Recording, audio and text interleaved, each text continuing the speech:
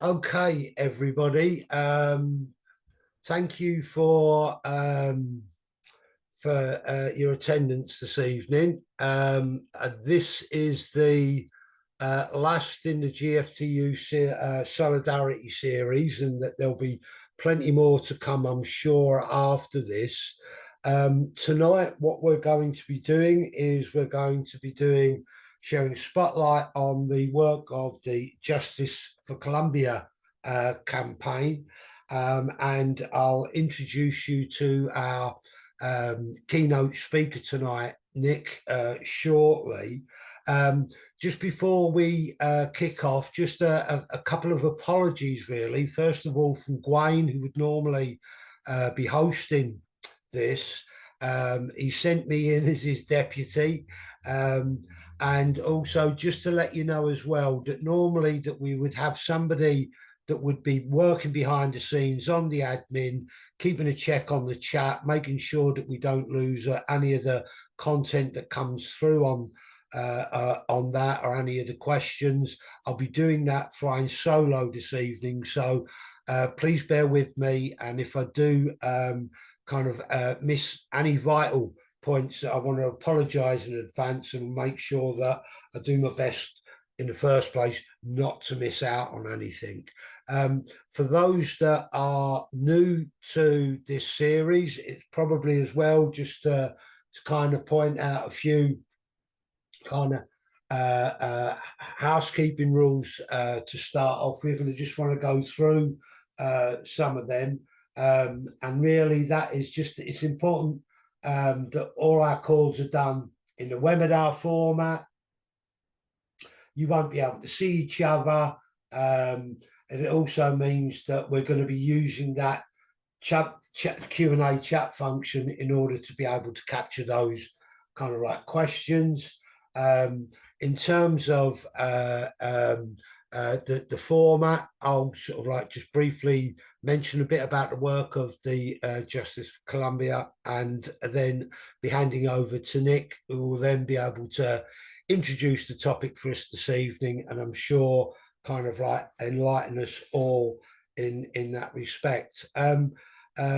Nick, I'm sure you'll be able to say a lot more about this than me, but I know that kind of like the organisation's been going now since 2002, kind of by and large set up kind of like through the trade union movement, and by and large funded by trade unions. And it's effectively is about being able to support workers in struggle for human rights, employment rights, for peace, and for social justice. And that been some vital work that's been done over the last 23 years now on that. And I think that it's important to mention right at the very beginning is that you've been able to make a serious impact in that international solidarity, kind of like not just here in Britain, but in Ireland and kind of like within the EU as well. And I'm sure that kind of like, although there's been a change in government kind of like recently, that kind of that this work is still as vital in order to be able to support those people and organisations who are affected by inequality and for years of armed conflict.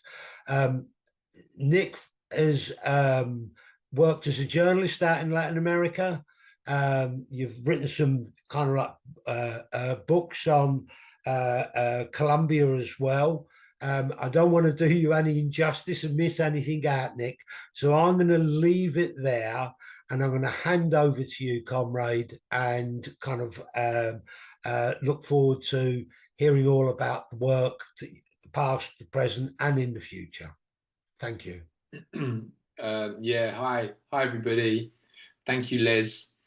Really great to be here at the GFTU. As you said, Les, Justice for Colombia has been the official campaign of the trade union movement in Britain and in Ireland for more than 20 years now, set up, as you rightly said, to support worker struggles, but also more broadly human rights and also peace, because Colombia has been impacted by decades and decades of armed conflicts. And of course, these areas are all intertwined. And as I go through my talk, you will see how, you know, these things are intertwined.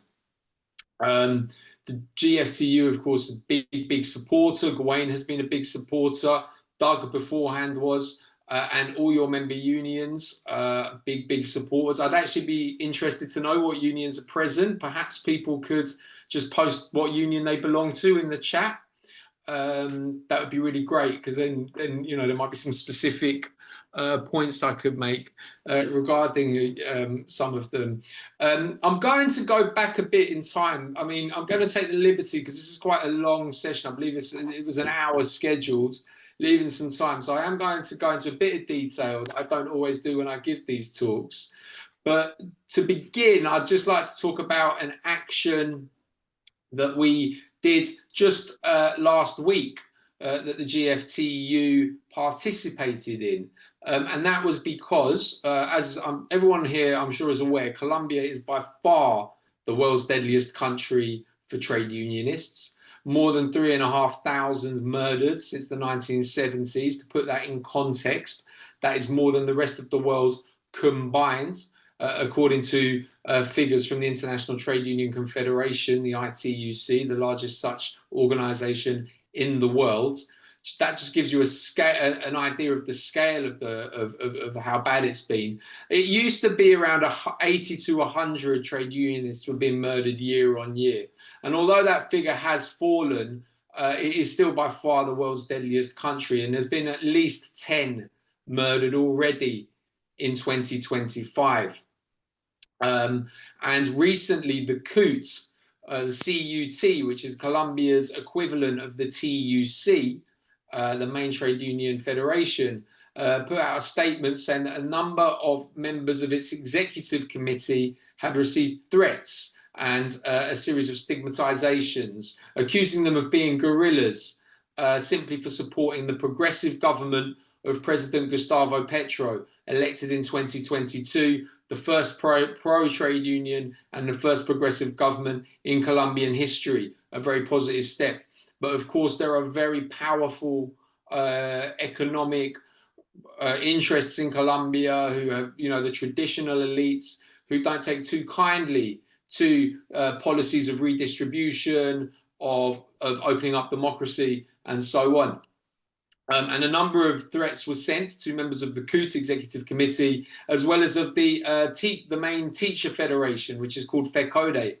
And actually, a number of these trade unionists have visited Britain on Justice for Colombia organised visits to trade union conferences. One of them, Lina Montilla Diaz, spoke at the Bakers Union Conference last year. She spoke at Unison. She spoke at GMB. We organised a tour to take her to all three. Another trade unionist who was threatened was Martha Alfonso, who came last year to the NEU National Conference, and also earlier this year was at the EIS up in Scotland. There were various others threatened who we've either brought over to Britain, but we've met them as well because we take regular delegations out to Colombia, so we've met them out there. And we've also organised virtual events like this, where we have Colombian unions and British unions, and we sort out an interpreter, and we have some real, like, let's put our heads together and talk about the shared struggles. So the GFTU was one of the union organisations that signed a letter of support to these trade unionists who had been threatened, and asked the government, which of course is an allied government, which we're supportive of, but we also need to take a constructive approach and provide friendly criticism where it's needed, asking them to launch urgent investigations into what's going on and why these trade unions have been threatened. And that letter actually got quite a lot of pickup in the Colombian press. It was I did a brief interview for one of the main news channels on the content of the letter, so people in Colombia are very, very aware of the work that Justice for Colombia is doing, and of the brilliant support that Colombia receives from the trade union movement. There is a priority campaign, even though Colombia, perhaps, let's say, in the broader public consciousness, doesn't necessarily have the profile of Cuba or Palestine, obviously particularly Palestine now, but within the trade union movement, Colombia is right up there, and that is tribute to the power of international trade union worker solidarity, which is exactly what this is about, this meeting. But it really does represent strongly the principles of the trade union movement to stand with workers who are oppressed around the world, wherever they are. As I said, I'm going to go into a bit of detail. I guess we're going until 8 o'clock. Is that right, Liz? Yeah, that's it. Yeah. So we'll leave a bit of time for questions at the end. But I just want to give you a little bit of historical context to Colombia, because I think people know, about the trade union situation. Most people know about the armed conflicts involving the FARC, the peace agreement in 2016 that Justice for Colombia provided a lot of support for, and then the election of Petro in 2022. A lot of positive steps have happened and Colombia's come a long way. But as you'll hear, there are massive, massive challenges and massive, massive difficulties, and your support remains as critical as ever. Now, Colombia, like the rest of Latin America, was a colony of Spain. Obviously, Brazil was a Portuguese colony, but the rest of the region was Spanish colonies. It got its independence in the early 1800s, and then really began its own path of economic development and political development. Now, if you've ever been to Colombia, however, you will be very aware that it is geographically a spectacularly diverse place. Just to give you an idea, Colombia has an Atlantic coast, the Caribbean, and it also has a Pacific coast, so it has two oceans. A huge part of Colombia is Amazon jungle, and it also has the Andes Mountains, and the Andes Mountains actually split in 3 separate mountain ranges in Colombia. So it's a very, very unique and diverse geography, but that has played a hugely, hugely important role in the political and economic development of the country. And to understand where Colombia is today, you need to understand the history of its development. Because so what happened back, we're talking like the 1800s now, you had the emergence of what were city-states, with transport was so difficult between different parts of the country that economic power would be concentrated in particular areas of the country. The capital city, Bogota, became the capital of the liberal merchant class, very committed to capitalism, but developing national economy and so on. The counterpoint to that was the second city, Medellin, which became the base of the conservative landowning class. So you had these two economic powers in Colombia, Bogota with the liberal merchants, Medellin with the conservative landowners. And just to give you an idea of the challenges of moving around the country in those days, on the northern coast, you have the city of Cartagena, which is a famous port. Gabriel Garcia Marquez often wrote about it. It's a very beautiful city, a big tourist attraction. But back in those days, until the early 1900s, you could get a boat from Europe, from Paris or wherever, to Cartagena, and that would take you 3 weeks. And then to get from Cartagena to Bogota in the mountainous interior would take you 3.5 weeks.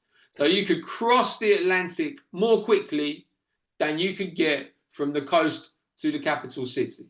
So, of course, in terms of the economic and the political development, that has had a huge impact. And basically what emerged in the two cities, the two kind of counterpoint economic bases, was serious rivalry, political rivalry. And that is how Colombia's development has gone on until the 20th century. But this also meant that huge parts of the country were just completely, there was no state present whatsoever. But peasants would occupy these regions, and they would make the land in these regions productive.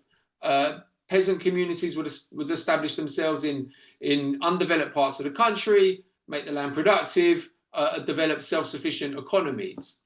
As that happened, the Colombian more powerful people in Colombia, the oligarchy and the landowners and so on, would expand their interests, and they would drive these peasant communities off the land once that land had been made productive, and then they would take over that land for their own use and then be able to grow more coffee, grow more bananas, get richer. And those peasants would be pushed further away, and they'd colonize another bit of jungle or mountainside, and the cycle would continue. Once that land was productive, again, the rich, the ruling class, would use force to drive them off the land, and use that land for their own gain. And that's kind of how the economic development continued in many ways. And that shows you how force and violence in Colombia has been key to driving economic development, and how the ruling class has always used violence to strengthen its interests, to advance its interests. But conditions, of course, as you can probably imagine, in the cities for the workers, in the countryside for the peasants who kept getting driven off the land, conditions were very poor. Democracy was restricted. But in the 1940s, a candidate emerged, a man called Jorge Iglesias Gaitan, who was a radical liberal, very, very progressive, very in favor of land reform. He was mixed race himself, so he really supported the rights of African Colombians, of indigenous Colombians, and of workers in the cities. He wanted to give land to the peasants. He wanted to nationalize private business and so on. He was virtually guaranteed, he obviously gained huge support from the Colombian masses, and he was virtually guaranteed to win the election in 1948. What happened? He was assassinated, surprisingly, I say in quotes. The assassination of Gaitan is a pivotal moment in Latin American history. It sparked huge rioting in Bogota, the capital, which quickly expanded around the rest of the country. This is 1948. And actually, Fidel Castro was in the city at the time as a student. And it was the assassination, and Fidel Castro saw what the ruling class would do to preserve its power and the violence it was prepared to use. And it is the assassination of Gaitan that was one of the major radicalizing events in Fidel Castro's young life. So this sparked so this was 1948, and it sparked a decade of intense violence, which in Colombia is simply known as la violencia, the violence. Fighting, particularly in the countryside, peasants were the main victims, death squads roaming, carrying out massacres, particularly on behalf of the Conservative Party, which was one of the two main parties at the time, the Conservative Party and the Liberal Party. The violence forced peasants' communities in many parts of the country to form self-defense groups, because they had to. They had no defense from the army, no protection from the state, so they formed their own defense units, self-defense militias. There was a lot of communist influence at this time as well. And these militias grew to, in strength out of necessity to defend the communities. This carried on throughout the 1950s, this very high levels of violence, but it was contained in Colombia. But it reflected the tensions that were there. But then in 1958, the two warring parties, the Liberals and the Conservatives, came to an agreement whereby they would literally share power. Each election would just simply see power elections. You can't really call it election. Each presidential cycle would simply see power switch from one side to the other, and a pact between the two factions of the ruling class, and that governs Colombia for the next 16 years, I believe, until the early 1970s. But these communist-influenced peasant communities remained active, and they remained autonomous. They were not controlled by the state, and they were running themselves. And then they were growing coffee, small-scale farmers, sustaining themselves off the land. But then in 1959, the Cuban Revolution took place. And the Cuban Revolution terrified the ruling class all over Latin America. Not only in Latin America, but also in the United States. And at that point, the US said, we are not allowing another Cuba to take place in Latin America. And that included Colombia. So from 1959 and the early 1960s, the US started pouring money, funding into the Colombian military. They started training up paramilitaries, in counterinsurgency techniques, because these peasant militias were quite strong by this point. And as I said, a lot of these communities were outside of the state's control. So they were a real concern for the Colombian ruling class. And in 1964 is another very pivotal moment in Colombian history. A huge army attack took place on the peasant community of Marquetalia in a region called Tolima. Something like 20,000 troops attacked a community of about 2,000 people, and the 2,000 defended themselves. And that is the official birth of the Revolutionary Armed Forces of Colombia, the FARC, which grew to become Latin America's biggest guerrilla army, fighting along Marxist-Leninist principles. The FARC did not start as a guerrilla army. It was a self-defense militia set up to defend the community of Marquetalia. But from that point on, its strategy changed, and it adopted the strategies of Che Guevara for guerrilla development. What are those strategies? Number one, you survive. You've got to get through the initial onslaught. Number two, you consolidate your strength and you make sure you've got a presence. And then number three, once you're strong enough, the goal becomes state power. And that was the strategy that the FARC took through the subsequent decades, going into the 1980s and the 1990s. Other guerrilla organizations emerged as well, such as the National Liberation Army, the ELN, around the same time, the M19 a bit later. The FARC, unusually by guerrilla characteristics, was entirely peasant. Its leadership came from the peasantry. A lot of other guerrilla organizations, most of them will have an urban leadership, an educated middle-class leadership, and a rank and file may be drawn from the peasantry and elsewhere. But in the case of the FARC, they are kind of unique in that they were entirely drawn from the peasantry. But then through the 70s and 80s, you had this conflict, but it was quite low intensity. But in the late 80s and the early 90s, of course, drugs money exploded in Colombia, and that fueled conflict. Throughout the 1980s, the drugs cartels, Pablo Escobar started working with the military to fund and create paramilitary organizations. Now, these paramilitary organizations were very closely linked to the cartels. They were linked to the military. They were linked to powerful landowners, big business. They were basically set up to fight the guerrillas. The guerrillas were representing the peasants, the workers, fighting to defend the interests of the population, and the paramilitaries were set up to fight for the interests of the ruling class, and to carry out that work, the dirty work that the Colombian state couldn't openly be seen to be carrying out.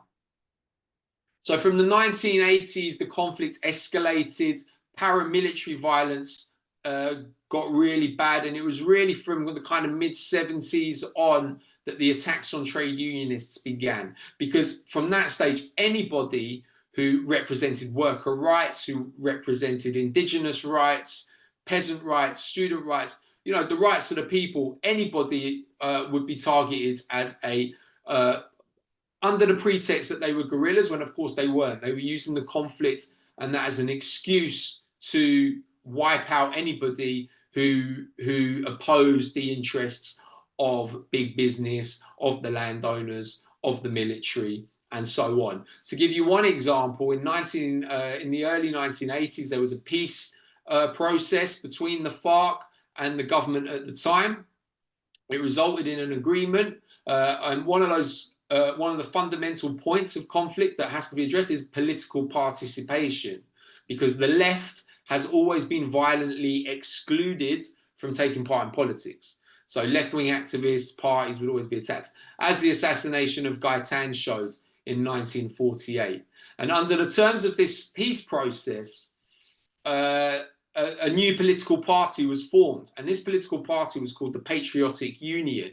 It was formed of former FARC guerrillas who were demobilized, members of it was formed of communists, trade unionists, peasants, and others on the left who just wanted more dignified, fairer social conditions, a proper say in democracy. That party was founded in 1985, and immediately the paramilitaries in the army carried out an extermination campaign, killing more than 5,000 members and supporters of that party in the 1980s and the 1990s, wiping it out completely. The party ceased to exist. It only came back into existence in 2013. Again, that shows you the level of violence inflicted on the left in Colombia, and what was obviously the response of the guerrillas who had demobilized, who put down their weapons, gone into a peace process, and then seen their comrades murdered en masse. Of course, they returned to arms because there was no alternative, or so it seemed. So you've got this, violence re-escalated. The drugs trade was escalating. You know, money was pouring into paramilitary forces. Colombia at the same time was very much part of a neoliberalized global economy. That meant it was importing huge amounts of foods that it could produce itself. And so peasant communities were unable to compete with the multinationals that were bringing in that were importing huge amounts of food. So what could they do? What were they supposed to do? Were they supposed to starve, or were they supposed to find an alternative crop that they could produce? And that fueled the production of coca, marijuana. You know, that fueled drugs production as a result of the neoliberal trade policies that Colombia had signed, because peasants had a choice of starving or of growing something that they could sell to market to live on. So throughout the 1990s, the FARC was growing stronger because of the terrible brutality being inflicted on the population. It was gaining support. The coca production often took place in regions of the country where the state didn't have a presence, which is where the FARC was strongest. And the FARC taxed all activity, all economic activity. If you were a taxi driver, if you had a shop, if you were a coca farmer, you got taxed. You paid them a tax like you would anywhere, because it was the de facto state. Some critics of the FARC have called it a drugs cartel. That's just not true. They just taxed the operations, all economic activity in the zones that they controlled, and they controlled around a third of the country. So we're approaching the late 1990s. The FARC is very strong. The government can't defeat it, but the FARC is also struggling to take state power. So there's a stalemate, and a new peace process takes place. But during that peace process, this is from 1998, the United States again launched a new program of funding for the Colombian military, fully aware of the abuses, you know, the institutional abuses that were inherent within the Colombian military, the massacre of the peasantry, the massacre of the trade unionists, the students, and so many others. And while these peace talks were taking place, huge military funding started pouring into the military, the Colombian military, from the US. This happened, one, because the FARC was strong, but two, because next door in Venezuela, the left had just been elected. And across Latin America, progressive left-wing governments were being elected. A real threat, which continues until today, to US interests in the region. Real sovereignty for the region, a breakaway from the neoliberal consensus. And these are countries that are very, very rich in natural resources. So while Brazil, Ecuador, Venezuela, Bolivia were all moving away from the US made sure that Colombia remained a very staunch militarized ally. So they turned a blind eye to the terrible abuses that were taking place and just poured military funding, poured funding into the military. Then in 2002, Colombia elected an ultra-militarist far-right government under the leadership of Alvaro Uribe. Now, 2002, okay, why is that such an important time? It was less than a year after 9/11 took place and the war on terror. When we think of the war on terror, we think of the Middle East. But the war on terror was also enacted in Colombia, and the FARC became officially designated as a terrorist organization by the US and by the EU. So this meant that, as we saw in the Middle East, people could be disappeared, they could be detained without trial. You could pretty much do anything because they were terrorists. And under this far-right government, the lines between trade unionists and guerrilla and narco and terrorists were very, very deliberately blurred. So the violence against civil society escalated even further. And it's the early 2000s that is the real peak of violence in Colombia. Huge numbers of people were forced from their land by paramilitaries and by the army. Something like 7 million people are internally displaced in Colombia. Only Syria during the war has a higher number of internally displaced people than Colombia.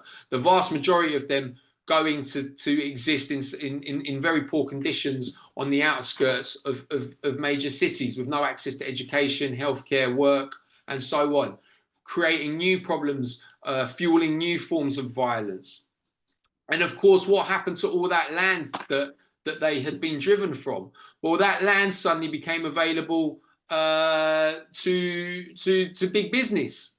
The minerals that were in that land, you know, they were rich in natural resources. That land was used for agro industry, for ranching. So all this land suddenly became available. So it was a lucrative business. Conflict was bringing billions and billions to the wealthiest groups in Colombia, forcing the peasantry off the land and bringing that land to be exploited for whatever capitalist purposes it was deemed suitable for. This is the context in which Justice for Colombia was created. Intense violence across Colombia.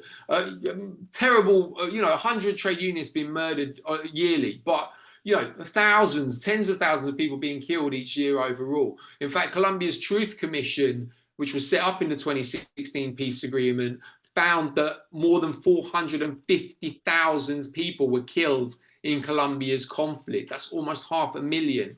Another 120,000 people in Colombia's conflict are disappeared.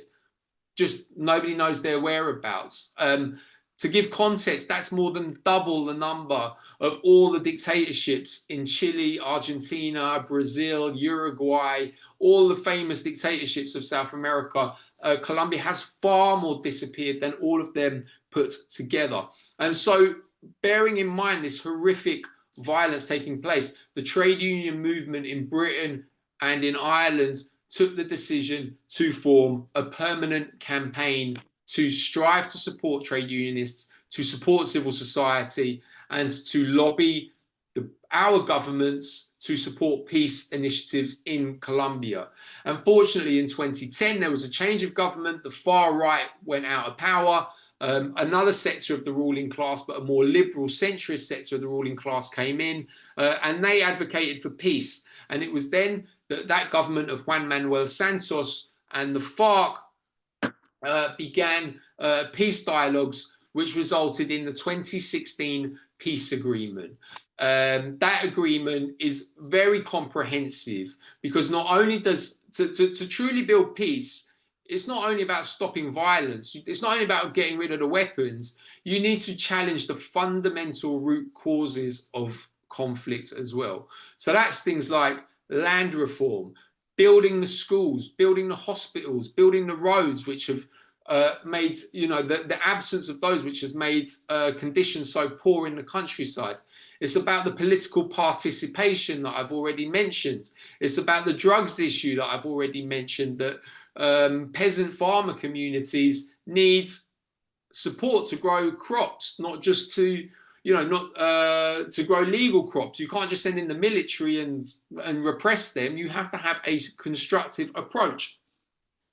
So the 2016 peace agreement was signed. as I said, Justice for Colombia was very central. Our former director was an advisor to those talks. We took several delegations out to Havana, in Cuba, where the talks took place, but also to Colombia. And it was signed in 2016. So we're approaching the 10th anniversary. Unfortunately, just 2 years later, Colombia elected another far-right government that was basically the same as the previous far-right government, same people, different president, but it was the same people. And this government was bitterly opposed to the peace agreement, and it did everything in its power to try and shut it down, to try and not meet its obligations to the agreement. And state abuses continued, repression of rural communities, of students continued. But the international community played a very, very important role. And when I say the international community, I don't just mean like the EU and governments. I mean like the trade union movement, you know, the grassroots movements around the world. Because you can't just rip up a peace agreement. You know, that peace agreement was supported around the world. And around the world, people stood up and said this peace agreement must stay in place. And that was a fundamental part of JFC's work. And although the FARC became a political party and got very few votes, what the peace agreement did was it opened up democratic space for the left to be able to organize more productively, without the threat of violence, to be able to stage rallies, to be more visible, to promote its campaigns. And this helped bring about the election in 2022 of the first progressive government, as I've already mentioned, in Colombian history, under President Gustavo Petro. Under Duque, his predecessor, you know, there'd been really terrible violence against protests. The police had continued to murder protesters, peaceful protesters. And people could see that even though the FARC was no longer around, that the conflict was supposed to have ended, the problems of inequality and violence remained, and that fundamental change was needed. And that created the space for the left to offer a new vision for the country. One based on respect for human rights, on respect for the environment, on giving people dignified lives. And that was the platform that got Petro elected in 2022. And that was a deeply, deeply hopeful moment, not only in Colombia, but around much of the world. But as you can probably imagine, that government inherited an absolute crisis of human rights, of insecurity. One of the major problems inherited from the previous government is that because the government of Duque, the far-right government, did not implement the peace agreement as it was supposed to, new armed groups emerged. The FARC had withdrawn from the huge amounts of territory that it controlled. The FARC at its peak controlled around 1/3 of Colombian territory. But after going into a peace process, it withdrew from those areas. And the state was supposed to go in and secure those areas. The state didn't do that, which meant new armed groups emerged, and they all began vying with one another, fighting one another to try and take control. I would never compare the FARC to a mafia, because it's a legitimate people's revolutionary force. But if you look at like the Godfather trilogy, when the Godfather gets killed, you know, when the Godfather's there, things are quite peaceful and stable because there's someone in charge. But when the Godfather gets killed or goes to prison, you get more violence because everyone's fighting to take control. And so you can do a similar comparison. Because the FARC withdrew, which was the dominant force, and no one challenged it, now you have a lot of different armed actors. And that's the situation facing Colombia today. The progressive government has launched a policy called Total Peace, which involves dialogue with all of these armed groups, and it is currently holding 8 separate sets of talks with different armed groups. These range from guerrilla organizations to dissident groups to paramilitary groups to gangs in cities. But if you can imagine how complicated it is to just have one set of peace talks, imagine trying to do 8 at the same time. So some of these talks are going okay, others not so well. Another comparison you could use, a bit like a whack-a-mole. You know, you deal with a conflict in this part of the country, you subdue that, but then another one pops up in another part of the country. Huge challenge. Another huge challenge facing the government is the inequality. Colombia is something like the third most unequal country on earth. And under the Duque government, the far-right government previously, that escalated, particularly during the pandemic. And in 2002, when Petro was elected, something like 42% of Colombians were living below the poverty line. So you have to deal with the material conditions that are facing huge numbers of people. And the government has presented a series of very important reforms in education, in healthcare, in worker rights. That's the one I'm going to talk about most, and in pensions. All of these areas were things that huge millions of people had no access to. The education system is very privatized. The healthcare system is very privatized, much more like the US than like here. You know, so if you're wealthy, you can pay for good education, good healthcare. But if you're poor, if you're working class, you know, you're pretty screwed. Worker rights. Obviously, a legacy of such violence on the trade union movement is you have very low rates of trade union unionization. In the public sector, it's about 12% of workers. In the private sector, it's only about 4% of workers. And as a result, worker rights, worker conditions are abysmal. So the Labour Reform Bill has been hugely important. It deals with things that we're familiar with here, you know, an end to outsourcing, tackling gender and racial discrimination, gig economy workers. Colombia has a huge informal sector, domestic workers, transport workers, construction workers, street vendors who have no protection whatsoever. So registering them is vitally important.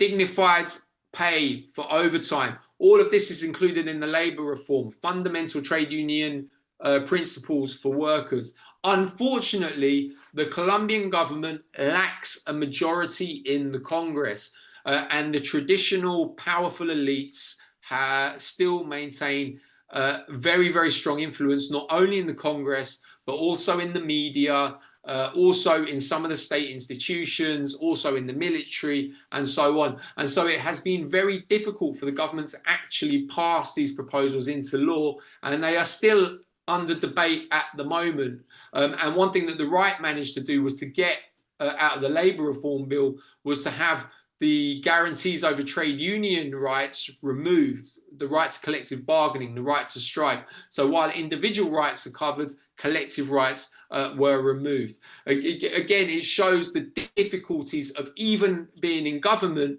but it's still so difficult to try and to take things forward. So one of Justice for Colombia's things that we're doing, yes, we support the Colombian trade unions in their struggle to get a labour reform which genuinely meets the needs of working people. But that is proving extremely difficult, and that is the hot topic of debate in Colombia right now. The government is talking about pushing it through by decree, which wouldn't necessarily be a bad idea. But there's an election next year. You know, Petro, you get 4 years in Colombia, you don't get re-election. Governments can't be re-elected, presidents can't be re-elected, you only get one term. So there's an election in less than a year. Without showing the material benefits that people had hoped for, it looks hard. It's a big challenge for the progressive movement to get re-elected. And Colombia could shift back to the right. Hopefully it won't, because the right is quite chaotic and disorganized, but there's a potential. We've seen it in Argentina with Milei. We've seen it in Brazil with Bolsonaro. And of course, if that happens, any of the positive advances made will be immediately undone around peace, around human rights, around worker rights will be undone. So really important to keep the eye on the ball there and recognize that the Colombian unions, the Colombian social organizations still need our support. I'm going to summarize, I'm going to conclude. I know. Well, Colombia's a Pandora's box. Once you begin, just to give you a little bit of some of the stuff that Justice for Colombia has actually been doing lately, and then hopefully there's time for questions. You know, we're JFC is very highly regarded in Colombia. You know, we don't have huge amounts of resources, but we do use those resources well. And to give you a few ideas, obviously we do this regular lobbying of the authorities in Colombia, of the British Embassy, the Irish Embassy, over threats to people we work with out there, over attacks on the trade union movement, over other abuses. Recently, through the unions, we funded a school bus for children of former FARC guerrillas who were in a region where they were literally unable to get to classes because the school was so far away, the roads were such poor condition, there were armed groups in the area. Unions came together, we funded a school bus. Those kids are now getting taken to and from school every day. Of course, education is fundamental to peace. You know, making a material difference where we can. We're supporting the book translation of a former guerrilla in the peace process called Tanya Neymeyer, who works with us, who is actually quite famous. There's a documentary about her on BBC iPlayer if you look it up on and we're helping get her book translated because that's a story that people need to know. You know, getting information out, getting people informed, staying informed. And we're also working to build, we regularly work between unions in the same sector in Colombia and in Britain and Ireland. So we're developing relations currently with the education unions, with the civil service unions, with the actors unions, manufacturing unions, the paper company unions, the academic, the university unions, and building those links. Because of course, there's a lot of shared struggles. You know, if you look at the university unions, UCU here and ASPU in Colombia, you know, unstable contracts, you know, pressure from above on what can and can't be taught. That's just to give an example there. Manufacturing, outsourcing is an issue, health and safety. So we put a lot of attention as well on strengthening those union relations. And my final ask is Justice for Colombia's funding comes entirely from trade union affiliations. We do have some individual affiliates, but they're all trade unionists anyway. And combined, they probably provide about 1% of our funding. The other 99% comes directly from trade union branches, as well as at national and regional level. So the big ask always, because hopefully from what you've heard, you realize that Colombia is still a very, very important issue. As I said, 10 trade unionists at least have already been murdered this year. More than 70 community leaders have been murdered this year. More than 20 former FARC guerrillas in the peace process have been murdered this year alone since the start of 2025. And so despite the promise and the hope of a peace agreement, of a progressive government, we know there are very, very powerful forces in Colombia who are connected to the old paramilitary groups, to the old, you know, the old lords of violence, who will continue using violence to try and prevent progressive change from coming to the country. So please do affiliate. Please encourage other people to affiliate. And you can always invite Justice for Colombia to come speak at your branch meetings. More than happy to do that. It will be shorter than my presentation now, but you know, history is fundamental to political education, and I know that's a huge part of what the GFTU does. So thank you very much for your time, and if there is time, I'd be happy to answer any questions. Sure, I'm sure we'd all like to, first of all, thank you for what I think has been a very inspiring insight into kind of the struggle for workers and their organisations in Colombia, and a kind of warning for us about the resilience that they've been able to show is going to be something that if we want anything like some kind of neoliberal change with the new government we've got here for us to be able to make sure that kind of like that we can take inspiration elsewhere. Nick, thanks very much for that. I've put the website in the chat for people to follow up, and I think the kind of line of questioning that we might start to receive is what kind of practical things can we do? And you've already started to allude to affiliation and seek kind of speakers out from the organisation to address it. The question that you asked at the very beginning was what organisations that we had represented around the table here this evening, and we have got Aegis, which is the banking union. We had or got the CWU, the Communication Workers Union. We've got NEU and UCU from the teachers, and we've also got the rail union, Tessa, that's here with us this evening.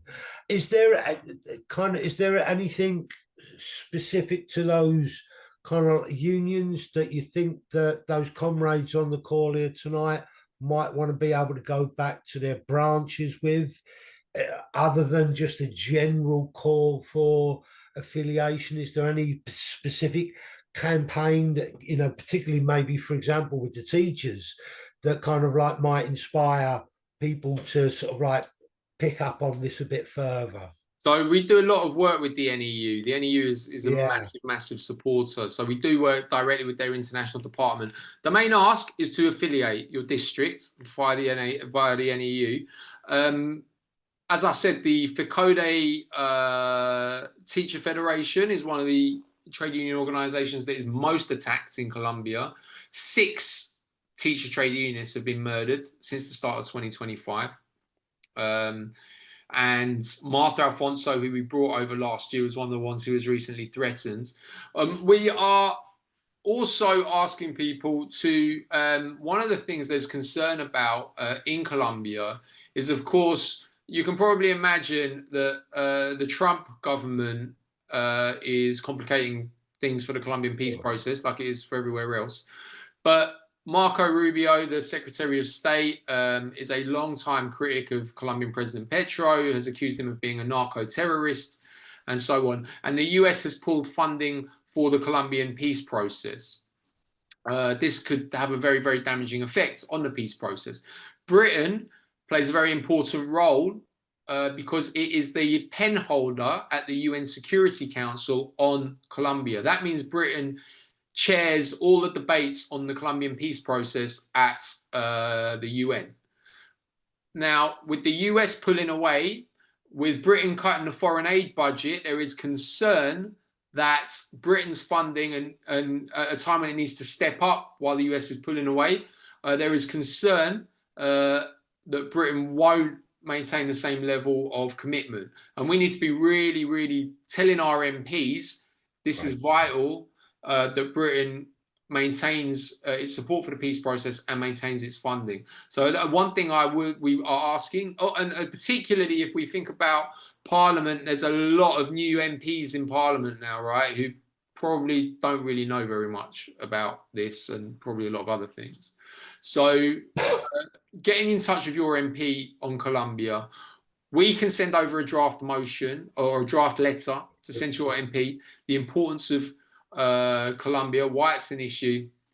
We've also got things like British companies that are working in Colombia, not British, but well, some of them are British, but for example, Nestle, we are doing work with GMB and Unite Reps here in Britain because there's a campaign in Nestle against Nestle in Colombia over labour abuses and unfair dismissals, and one of the unionised Nestle members was just murdered at the end of April. So also being aware of the companies, what British companies and companies that have operations in Britain, how they're operating out there. UCU, we've done a lot of work with UCU, working with 2 university unions in Colombia, ASPU, which is just for university lecturers, and Sintraunal, which is kind of like auxiliary staff as well. Building those links. And once those links have developed and we've had a proper chat, we'll be going through UCU International, we'll be going through NEU International to reach out to the branches with specific asks. We've also done work with the CWU. We've taken CWU out there and we're hoping to do some work with the CWU Humanitarian Aid Fund because they've expressed an interest in the past as well. But the main ask at the moment is please affiliate, and then through your unions, we'll be in touch about specific actions related that are particularly relevant to your union. Excellent. That we're just past 8 o'clock, but I'm conscious that there's been such a quality kind of overview that there may be kind of other points that people might want to raise or ask. Are you all right to hang around, Nick? If Yeah, there's, yeah, of course, of I course. can't see anything at this moment other than a few claps and kind of some comments saying it has been very interesting. If anybody does want to ask a question or make a contribution, please feel free to put that in the chat. In the meantime, I think it's really important that point that you were making before about the kind of Britain's government role and about our role as trade unionists, about holding Labour to account here. When kind of like the narrative is completely pointing in a different direction, and yet this is still something that that they're the pen holder to, and have got serious obligations about, and we shouldn't be forgetting that. And so that kind of like, I don't know whether or not that I've put a request to Nick in the Q&A. I can see there. Nick, David, yeah, yeah. is is there a lot of voter suppression in Colombia? Just wondering why the right-wing government keep on getting elected. Did you hear that, Nick? Is there a lot Okay, of yeah. voter So I'm just suppression? going to I'll just address because I've seen David's comment, and then I'll answer Nabarai's question. Okay. So David's written to Dave from Equity. So David was out in Colombia with us. We did a small delegation with Equity, the Actors Union, which Uh-huh. was really this was at the end of 2023, where we built links with ACA, the Colombian Actors Union. And actually, that's very important because Colombia is getting more and more popular. I don't know if anyone saw 100 Years of Solitude on Netflix, but a lot of quite expensive money, well, quite a lot of money has been invested in Colombian television production now. Dave just mentions the book that I said already, Tanya's book. So Tanya Neymeyer, she's actually Dutch. So that's why she's quite famous. She went over to Colombia when she was a young woman in her early 20s, was so shocked by what she saw and the abuses that she joined the FARC. You know, we all like to think we would do it, but she actually did it. And so her autobiography or memoir came out in Holland, where she's from, but it's written in Dutch. But we've helped raise funds with Pluto Press to get it translated into English. And David's question was, when will that be getting published? 2026, it should be. So yeah, once that's published, we'll be promoting it. And yeah, obviously, informing yourself, reading, education is vital to understanding these things. So the next question was, is there a lot of voter suppression in Colombia? Yeah, absolutely. As I already said, you know, the left has been massacred historically.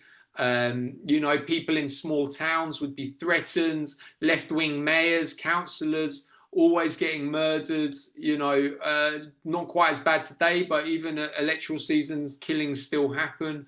But not only that, well, the violence against the trade union movement, the student movement, the peasant movement, of course, had an effect on left-wing, on the left's ability to organize in those communities. And of course, that was like one of the main purposes of the violence. But also, you know, the media plays a huge role. Like in Britain, you know, the media is in the hands of a very powerful business elite. It does not like left-wing ideas. It does not like things like taxation to invest in public services. It does not like things like migration because it wants to blame all the economic problems on migrants rather than on the economic system itself. So, you know, there's a lot of it's similar to here. You know, why does the right keep getting elected in Britain? Although we've got a Starmer government, but I'll let you decide for yourselves what the political line of that government is. But yeah, the left has been brutally repressed, and that is why political participation for the left is one of the core points of the 2016 peace agreement, because it recognizes that the left has been historically violently excluded from politics, and that space needs to be created. And that has probably been one of the most successful elements of the 2016 peace agreement. But also, there is a naturally conservative large part of the population. The church is very influential in Colombia. Television, mass media is still largely representative of capitalist interests, and that plays a role as well. Excellent. I cannot see any further questions, Nick. So I am tempted to start to wind down from this evening, if that's okay with That's everybody. And first of all, by thanking you, Nick. Absolutely thanks brilliant. to you. Really, really, really interesting. And I'm gonna just make sure that people go back to their branches, go back to their workplaces, talk about this in the canteen tomorrow, talk about this at your branch meeting, and encourage the branch to affiliate to Justice for Colombia.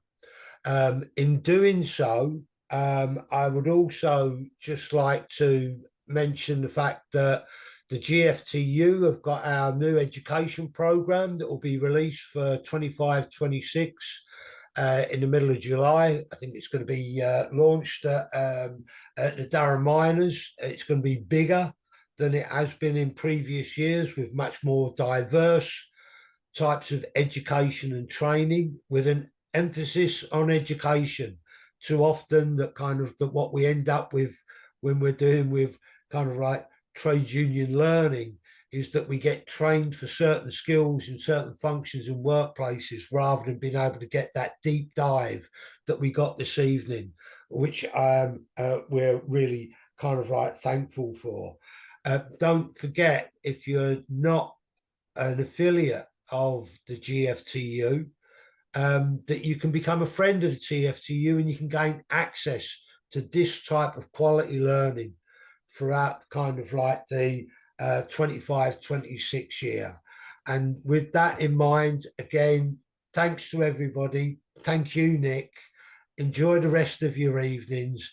And Nick, good luck with the rest of the work you've got with the campaign, and hopefully that there'll be some traction that you'll be able to have been able to pick up from those that have been here this evening. I'm assuming, Nick, that regarding the book launch, regarding the book next year, that there might be some kind of book launch around the country, and there'll be various. Yeah, I expect so. It's Pluto Press, so yeah. But hopefully so we'll they'll get look us out for to that as get well, involved as comrade. well. I expect so. Yeah, but yeah. We'll be letting people know. So yeah.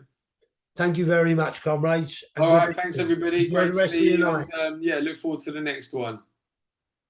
Good night. Cheers. Bye.